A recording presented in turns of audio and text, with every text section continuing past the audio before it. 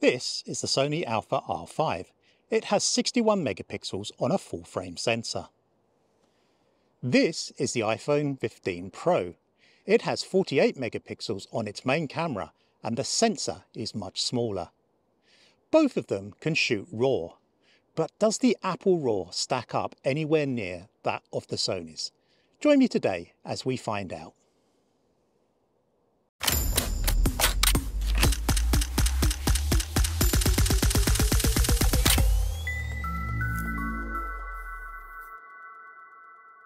So you join me on the banks of the River Wear in Durham, not in my usual place because the pathway down to the old corn mill, which is just down there, is actually closed at the moment. That's where I do a lot of my shooting and my YouTube videos. It's one of my favourite places to shoot. But that's closed, so I'm actually on Prebends Bridge today, which is a very, very old bridge, I think 16th, 17th century pedestrian bridge across to the Durham Cathedral. The point of today's test is frivolous, really. It's just intrigued to find out how well an iPhone 15 Pro with its 48 megapixel sensor stacks up against what is perhaps the pinnacle of modern mirrorless cameras, the Sony A7RV with its 61 megapixel full frame sensor. The test will simply be shot at 24mm. That's the default 48 megapixel lens on the iPhone, and I have the 24-105 on the Sony, and that's set to 24. So we'll be getting 48 megapixel RAWs from the iPhone and 61 megapixel RAWs from the Sony.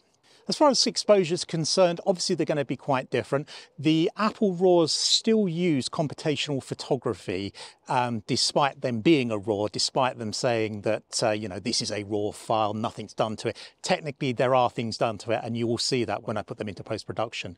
But for the moment, what I'm going to do, I'm going to set the exposure to pretty much what the Apple iPhone says, and I'm going to shoot the correct exposure plus an underexposed and overexposed. Now, I can't tell the difference in stops. It's simply a matter of sliding up and sliding down to change the exposure on the iPhone. And then I'm going to shoot a bracket on the Sony A7RV, one stop bracket, over, under and correct exposure. We'll then take them back to Lightroom and we will compare them. We'll edit them and we'll see how the iPhone stacks up, particularly on the underexposed ones where I'm going to try and introduce some noise into these dark trees that we've got here. And we'll see how the Apple deals with that noise in the shadows. And what we also might do is we might HDR merge them as well. See how good files we can get from the Apple iPhone compared to the Sony A7 when we merge them in HDR. So that's it for now. I've got a squirrel coming towards me. I'm sure it's probably not carnivorous, so I'm just going to crack on, get the shots and head off back to the office and edit them. So I'll catch you in the office.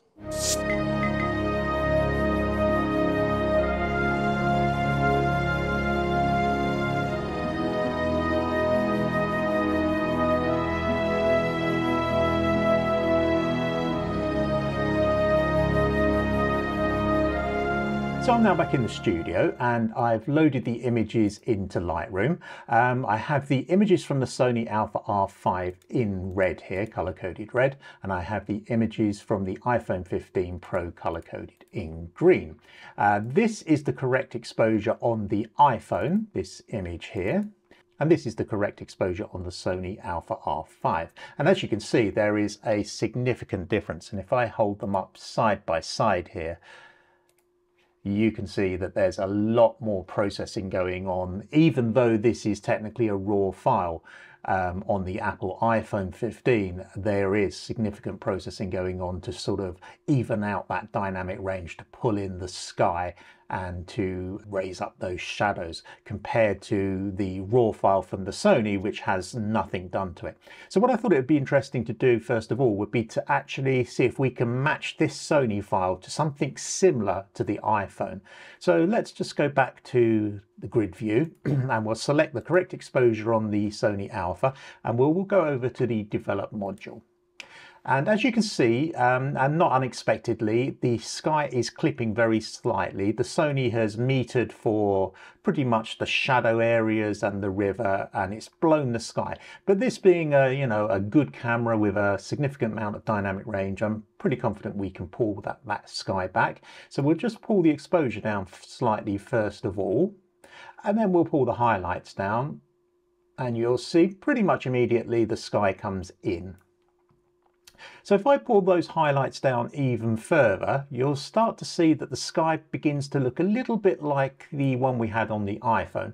And if I pull the exposure down a little bit more, we start to match that sky to what the iPhone was giving us with its raw plus computational. Now obviously this image looks a little bit dark, so what we can do is pull up the shadows like that. And there we have a very nice image. So what we'll do is we'll just zoom into this image and have a little look around it. And as you can see, there's so much definition and detail to it. There's plenty of dynamic range. It's a really, really nice looking image.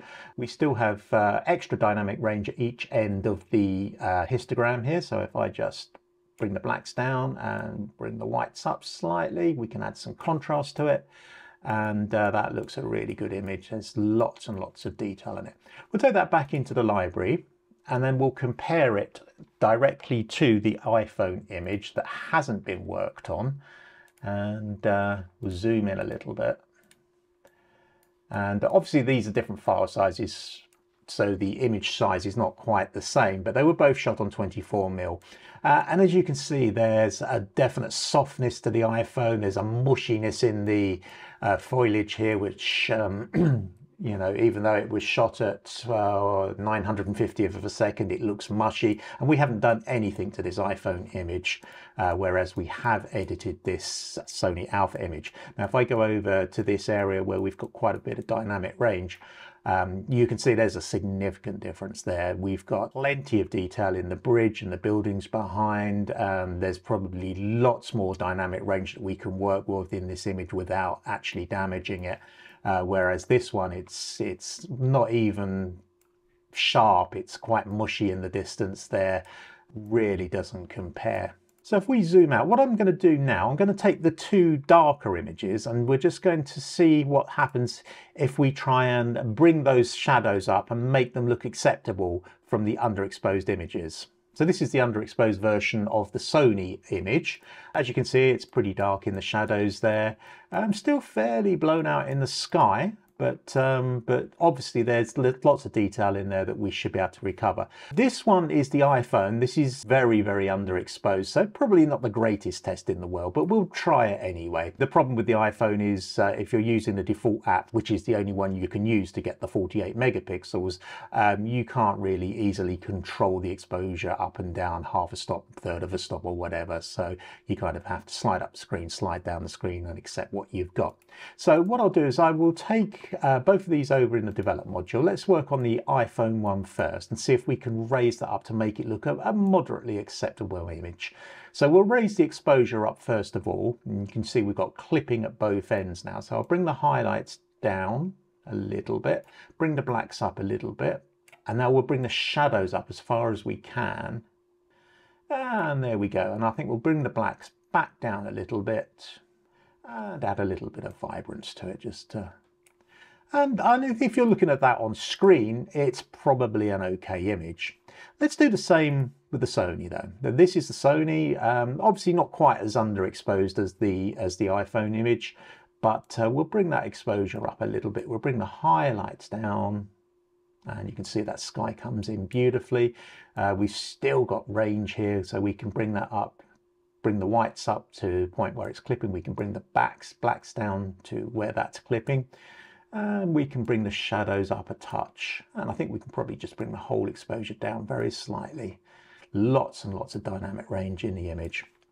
And if we come in, we can look in these shadow areas. There's very little noise. There's no noise in the shadow areas. It looks really, really good. Both of these images were shot at 100 ISO. So, you know, it's base ISO on both cameras.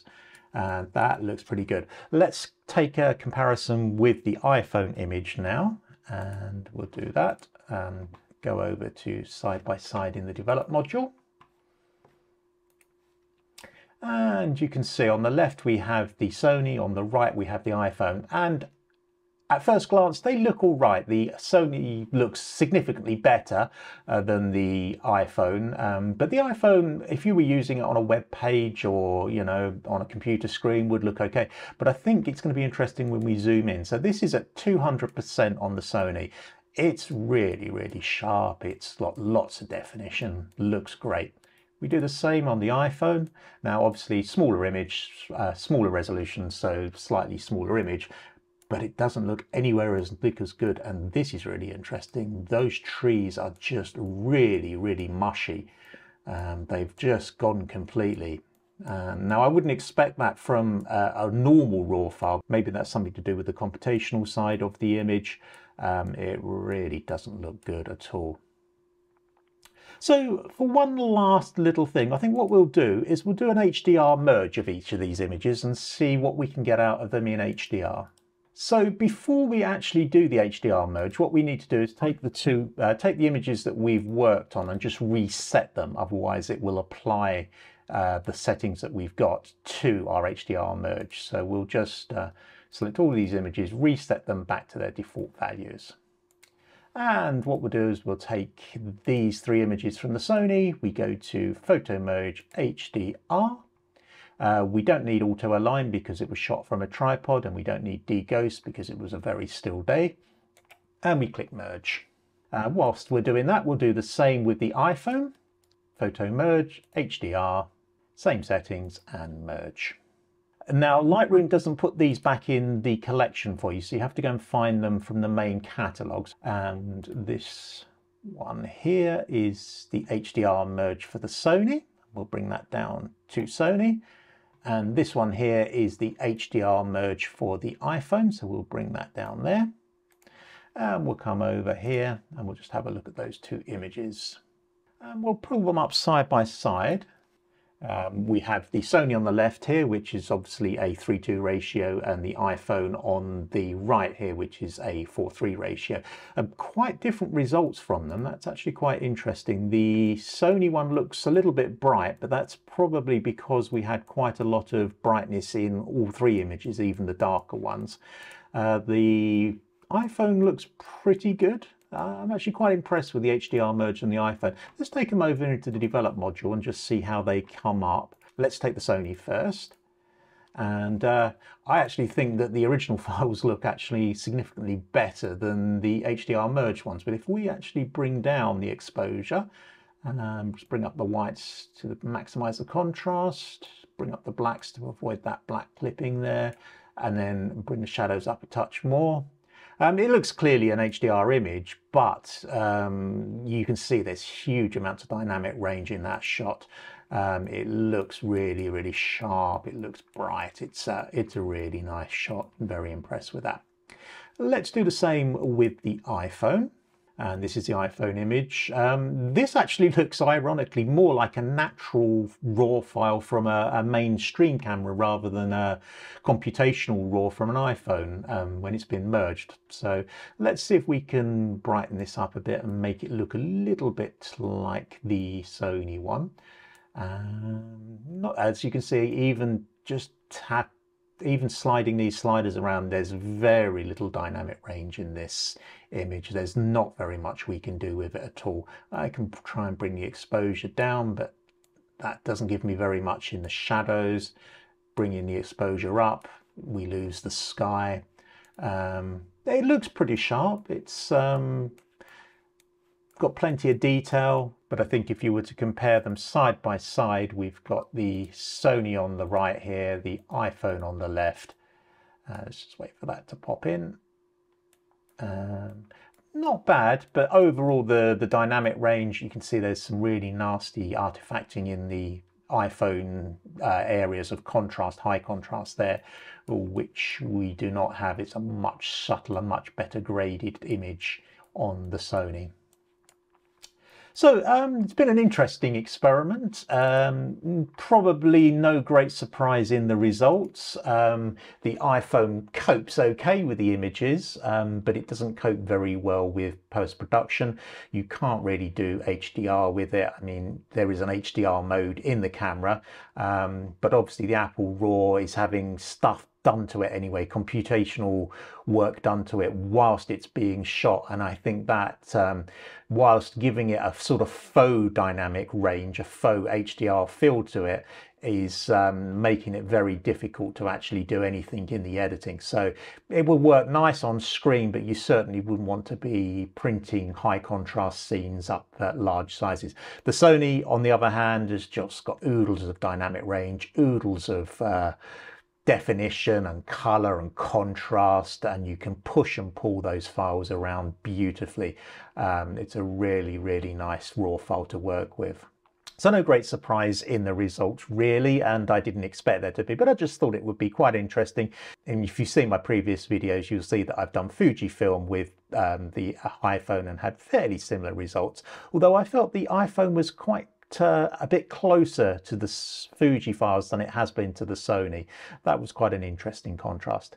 Anyway, I hope you've enjoyed this video. If you have, a thumbs up would be brilliant, and if you've really liked it, a subscription would be even better, and I will see you in the next one.